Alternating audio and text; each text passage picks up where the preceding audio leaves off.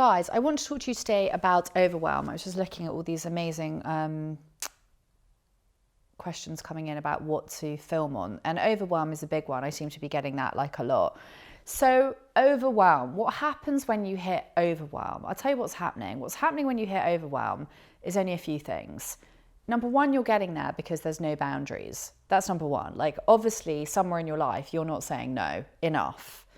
Number two, you're overwhelmed because you're saying yes too much. And number three, you're overwhelmed because you're trying to jam in far too much. And that might be something to do with perfectionism or a fear of failure. So everybody's different. And for you, it could be one of those things. It could be three of those things. It could be two of those things. But what's really, really important is to stop and ask yourself, what is it that I'm doing here that's creating all of this? Overwhelm is a feeling which is created by your thought process. Okay, so it's very important to remember that your thoughts create your feelings. So what's going on in your head that's making you feel so overwhelmed?